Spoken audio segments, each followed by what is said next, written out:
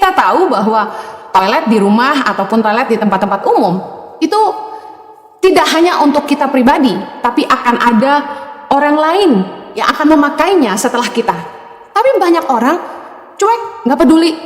Mereka tinggalkan toilet dengan keadaan kotor. Berapa kali Anda pernah masuk ke toilet yang joroknya minta ampun? Tidak nyaman, bukan? Saya paling nggak tahan toilet yang kotor.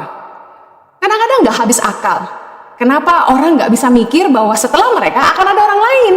Apa sih susahnya cuma ambil tisu dan lap, membersihkan jejak-jejak? Saya tadi bilang, sikap ignorance sangat merugikan orang lain. Contoh, berdagang nipu orang. Mencintai diri sendiri, jadi hamba uang, cuma mikir yang penting gua untung, nggak peduli nasib orang lain.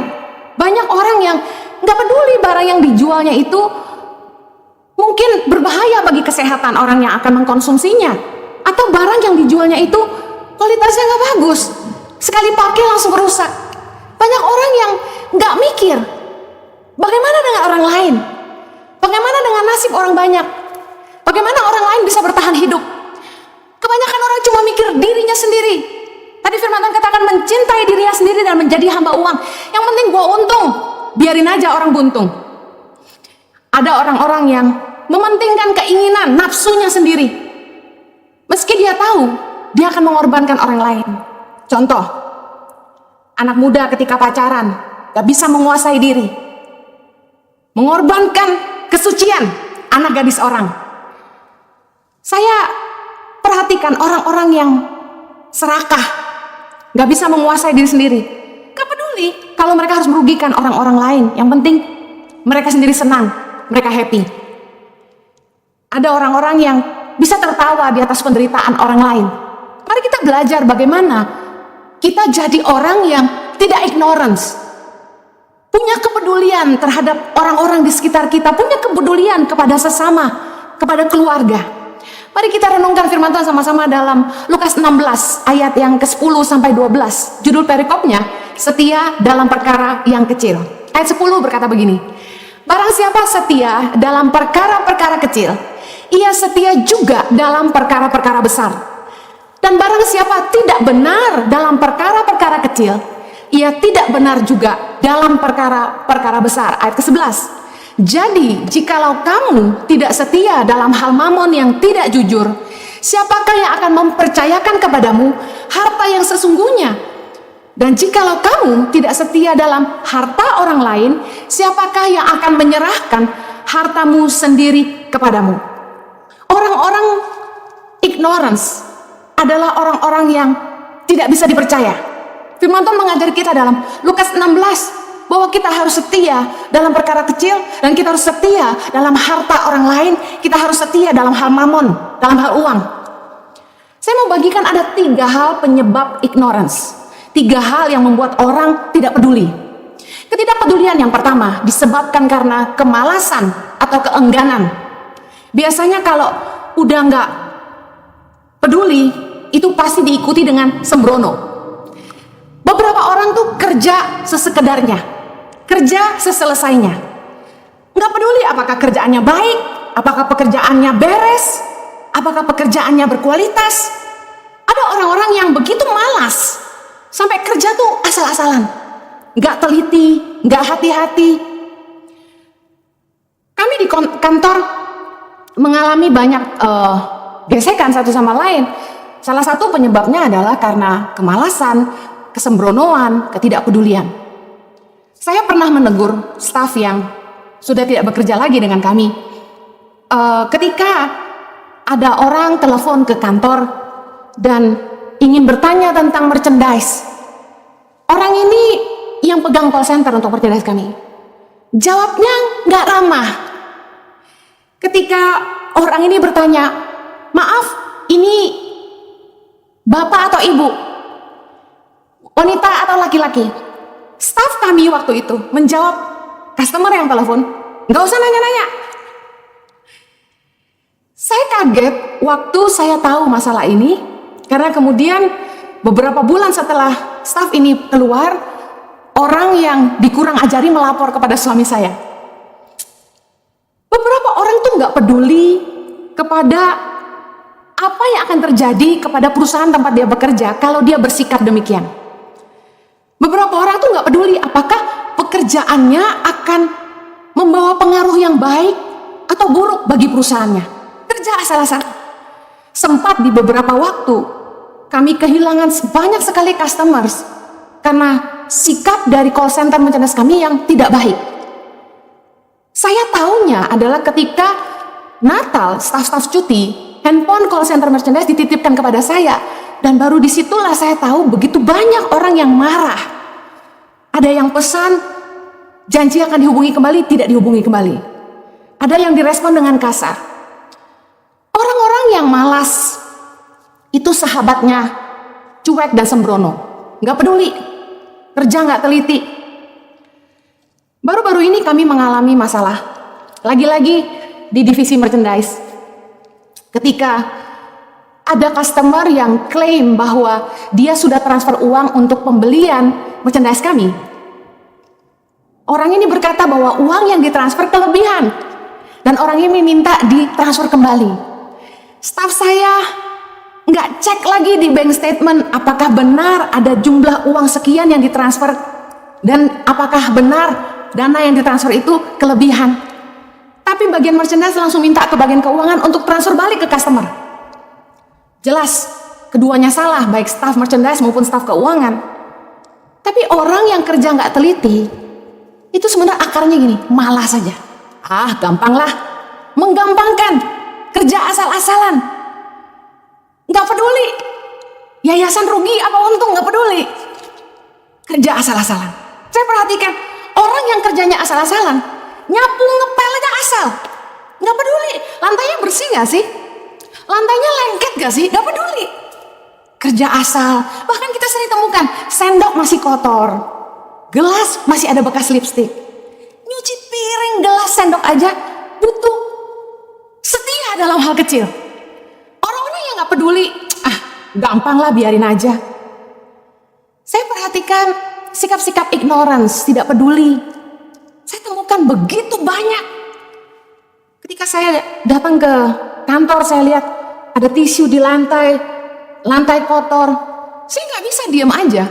Saya langsung ambil tisu yang kotor, buang ke tong sampah. Saya langsung ambil lap, saya basahin, dan saya langsung lap lantai yang kotor. Saya begitu lihat di meja pantry banyak semut. Saya nggak tahu siapa yang minum kopi nggak cuci. Semut banyak sekali. Saya langsung ambil lap, basahin, dan lap pantrynya. Saya nggak bisa diem aja, cuek, nggak peduli. Padahal itu hal kecil yang kita bisa lakukan, siapapun bisa kerjakan. Tapi banyak orang gak peduli. Kotor, biarin aja. Kemalasan itu sahabatnya ketidakpedulian dan kesembronoan. Jangan jadi orang malas.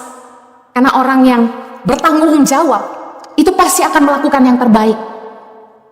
Firman Tuhan tadi mengajar kita tentang harus bisa jadi orang yang dipercaya. Orang yang excellent, orang-orang yang bertanggung jawab, orang-orang yang bisa dipercaya akan memberikan upaya lebih dari sekedar mengerjakan apa yang harus mereka kerjakan, dari sekedar menyelesaikan pekerjaan. Mereka akan berusaha lebih, memberi upaya lebih supaya memberikan hasil yang terbaik. Orang-orang yang bisa dipercaya, orang-orang yang bertanggung jawab, orang-orang yang excellent itu berani bayar harga, berani keluar uang dari sakunya sendiri, kerja overtime walau tidak dibayar lembur, karena mereka mau memberikan yang terbaik. Dibutuhkan upaya lebih, extra effort untuk menyelesaikan pekerjaan dengan yang terbaik, nggak asal-asalan. Matius 5 ayat 41 berkata, dan siapapun yang memaksa engkau berjalan sejauh 1 mil, berjalanlah bersama dia sejauh 2 mil. Bicara soal excellency, bicara soal berani bayar harga, berani memberi upaya lebih, menaruh nilai tambah dalam pekerjaan. Saya kasih contoh. Kadang saya sama Jojo, waktu ada orang pengen kenalan sama kami untuk tahu lebih banyak tentang Tangan Pengharapan, saya dan Jojo akan ketemu dengan mereka di kafe atau restoran. Kami akan bayarin mereka. Namanya orang mau bantu yayasan kita, masa kita nggak traktir mereka? Kami biasanya akan berusaha bayarin minuman, makanan. Kami biasanya nggak hitung-hitungan, nggak klaim-klaim ke kantor bilang, ini saya ngajak donatur makan ya. Tapi lihat-lihat nilainya, kalau nilainya terlalu besar kita kaget-kaget juga kadang-kadang. Tapi kalau nggak seberapa, saya nggak pernah hitungan. Saya dan Jojo berani bayar harga, ngeluarin uang dari saku sendiri untuk hal-hal yang mestinya kantor yang bayar.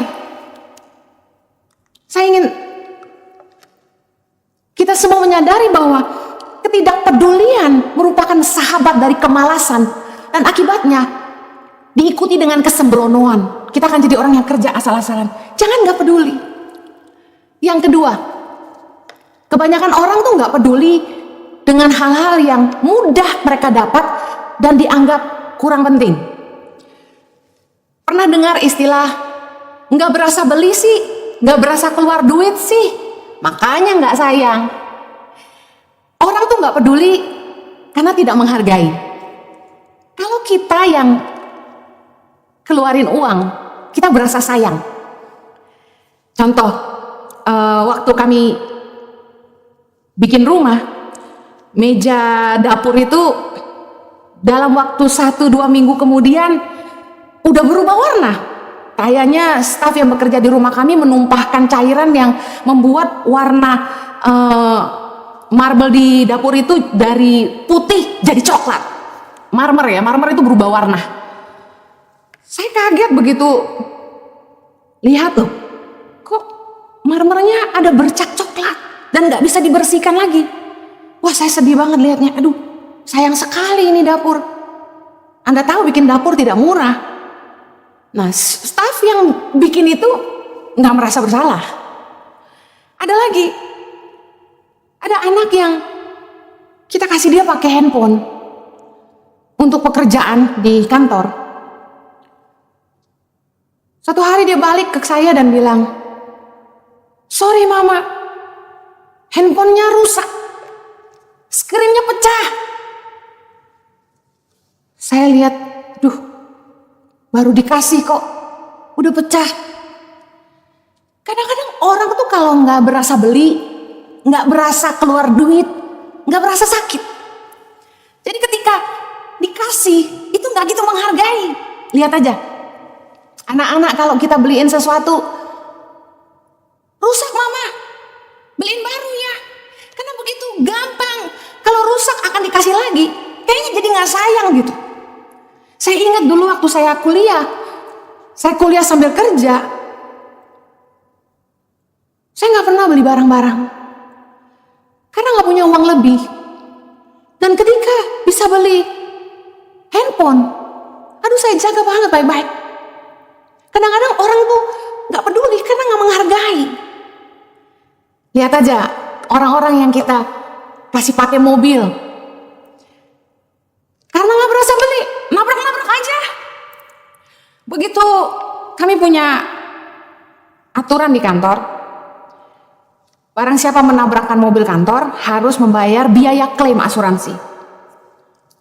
Staf yang dengar peraturan ini teriak, loh, kok saya yang harus bayar? Kan nabraknya lagi kerja. Kenapa kami tetapkan begitu? Karena biasanya pakai mobil sembarangan, nyerempet sana sini, lecet kanan kiri, bemper udah penyok, gak ada yang sayang. Tapi ketika dibikin aturan, biaya klaim asuransi harus ditanggung oleh staf yang menabrakkan, mulai teriak. Orang-orang itu gak peduli karena tidak menghargai. Coba kita menaruh nilai penghargaan kepada apa yang kita punya, saya yakin kita akan jaga baik-baik. Ada istilah easy get, easy lose. Sesuatu yang mudah didapat itu mudah dilepas. Makanya jadi cewek gak boleh gampangan. Kebanyakan orang tidak peduli dan tidak menjaga barang yang mereka nggak berasa beli, tapi dikasih. Apalagi yang istilahnya, ya kalau rusak ya nggak apa-apa. Kami punya staf di rumah, gak tahu kenapa sering kali mecahin barang. Toples baik-baik, tutupnya pecah. Toples yang tutupnya pecah setahu saya sudah 2, gelas sudah 2, sapu dan pel udah rusak 4. Gak mati saya. Tapi banyak orang tuh yang gak hati-hati karena gak peduli, gak beli. Kalau rusak tinggal bilang, "Ma, pelnya patah. Ma, sabunya patah. Ma, toplesnya pecah." Karena saya gak marah, saya pikir gini, dia lebih berharga buat saya daripada toplesnya. Dia lebih berharga bagi saya daripada gelasnya. Tapi kadang-kadang karena saya gak marah, pecahin terus. Jadi saya pikir saya perlu marah sekali. Supaya orang tuh lebih hati-hati. Orang-orang yang dikasih barang, kasih pinjam, rusak, hilang, hanya bilang sorry. Mama gak marah kok, gak apa-apa bikin salah lagi. Saya pernah dengar sebuah slogan, bilang sorry gampang, makanya orang gampang bikin salah. Saya mau bilang, kita harus punya attitude. Kalau kita dipercaya harta orang lain, kita harus bisa dipercaya. Kita harus jaga, kita harus rawat. Makanya tiap kali saya kasih anak-anak apa di asrama, alat-alat permainan dan sebagainya, saya pesan ke mereka, ini mama beli gak murah, tolong dijaga ya, tolong dirawat ya. Karena dikasih board game, dikasih apa, hilang. Dikasih catur, hilang. Kadang-kadang orang yang tuh punya taking for granted mindset dan ungrateful attitude. Gak menghargai. Kita harus belajar jadi orang yang bisa dipercaya. Saya selalu ngomong sama diri saya sendiri, Henny, kamu harus bisa dipercaya, be accountable. Karena itu yang Tuhan pesan ke saya. Kita cenderung ignorance dan reckless terhadap hal-hal yang kita anggap gak penting, gak berharga. Tapi saya mau ingatkan, tahukah Anda, menjaga kepercayaan orang atau apapun yang dipercayakan orang sama kita itu sangat-sangat penting. Nilai kepercayaan tuh gak bisa dibeli dengan uang. Orang tuh sekali gak percaya sama kita gak akan dipercaya lagi. Dan orang gak akan pernah percayain apa-apa sama kita. Kita harus mengerti bahwa nilai sebuah kepercayaan itu sangat-sangat penting. Bisnis itu jangan nipu hanya untuk dapat untung satu kali. Kita harus bisa dipercaya kalau kita mau punya hubungan jangka panjang dengan siapapun. Jangan pernah gak setia dalam perkara kecil. Karena kalau kita gak bisa dipercaya dengan harta orang lain yang kecil, kita gak akan pernah dipercaya Tuhan dengan perkara yang jauh lebih besar. Kalau kita gak bisa dipercaya dengan harta orang lain, Tuhan gak akan mempercayakan kepada kita harta kita yang sesungguhnya. Lukas 6 ayat 12 bilang gitu. Saya juga mau ingatkan bahwa kalau Anda kerja di kantor dan kantor Anda mempercayakan Anda handphone, mobil, atau motor, rawatlah itu. Diservis dong. Isi bensin dong, dicuci dong, supaya orang yang ngasih pakai pun senang. Paling jengkel tuh gini, udah dikasih pakai nggak dirawat, nggak mau ngisi bensin, dirusak lagi. Jadilah orang yang peduli, jangan ignorance. Anda tahu keluarga itu berharga, tapi banyak orang yang cuek sama keluarganya, nggak peduli sama keluarganya. Membiarkan rumah tangganya tidak terurus, membiarkan hubungan suami istri nggak bahagia. Kalau kita tahu bahwa rumah tangga penting, keluarga penting, kita harus peduli sama keluarga kita. Jangan asik sendiri sama dunia kita sendiri. Belajarlah jadi orang yang peduli. Kalau ada anggota keluargamu yang sakit, pedulilah. Kalau ada stafmu yang susah, butuh bantuan, pedulilah. Banyak orang ignorance, gak peduli nasib hidup orang lain, yang dipikirin cuma dirinya sendiri.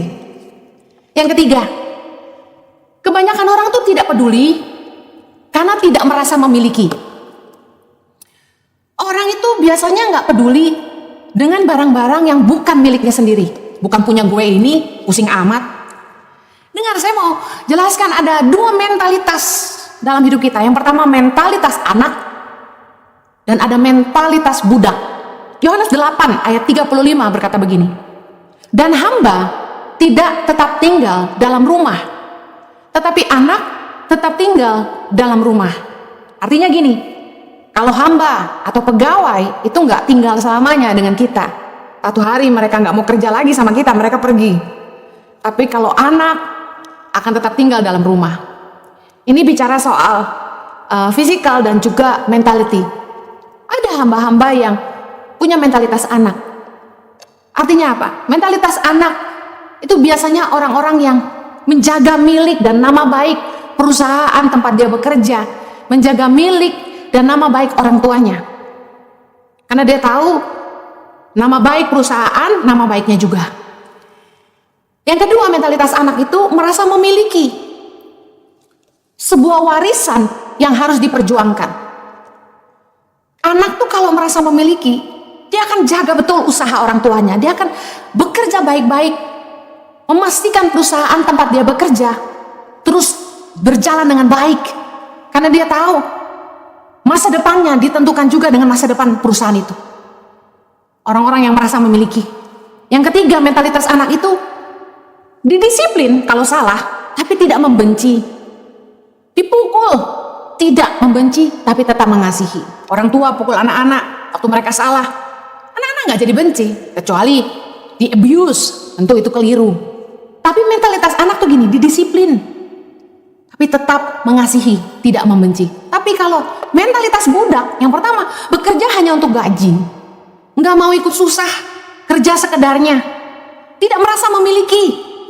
Rusak bukan punya saya, perusahaan ditipu bukan urusan saya, perusahaan bangkrut saya pergi. Mentalitas budak. Yang ketiga, mentalitas budak itu didisiplin, sakit hati, benci, jelek-jelekin atasan, marah, kepahitan. Amsal 12 ayat 24 berkata, tangan orang rajin memegang kekuasaan, tetapi kemalasan mengakibatkan kerja paksa. Mentalitas anak memimpin dirinya sendiri, dia sadar dia pemimpin dan orang-orang yang dipimpin dan bersikap sebagai pemilik. Sedangkan mentalitas budak, kerja harus disuruh-suruh, dipaksa-paksa. Bos nggak ada, santai-santai aja. Saya perhatikan, orang-orang yang bekerja di sebuah perusahaan itu punya attitude yang berbeda. Biasanya, kalau orang yang nggak peduli customer balik lagi atau enggak, ya itu mentalitas budak. Tapi kalau ada pegawai yang punya mentalitas customer jangan sampai kecewa, dia minta maaf, kasih bonus, dia pastikan customer balik lagi, dia perlakukan seolah-olah usaha tempat dia bekerja itu adalah miliknya sendiri. Nah, ini orang-orang yang bisa dipercaya dengan harta milik orang lain. Mentalitas anak. Saya mau tutup dengan begini. Ada istilah EGP, emang gue pikirin? Saya mau jawab, justru harus mikir. Lu mau gak digituin? Orang-orang yang ignorance, gak peduli sama orang lain. Saya mau kasih tahu, firman Tuhan berkata begini. Dalam Matius 7 ayat 12, segala sesuatu yang kamu kehendaki, supaya orang perbuat kepadamu, perbuatlah demikian juga kepada mereka. Itulah isi seluruh hukum Taurat dan kitab para nabi. Kalau Anda gak mau masuk ke toilet yang jorok, yang penuh dengan kotoran, berecetan kemana-mana, basah lantainya, please, jangan gituin orang lain. Kalau Anda gak suka digituin, jangan perlakukan orang lain demikian. Jangan buang air sembarangan, bersihkan jejak-jejakmu. Kalau kita gak mau orang nipu kita, pernah gak Anda beli barang, baru dipakai sebentar rusak? Kesal gak kira-kira? Beberapa barang gak murah, tapi juga gitu. Orang-orang suka sekali menipu hanya untuk dapat keuntungan. Kita mau gak digituin? Kalau kita gak mau digituin, kita gak boleh gituin orang lain.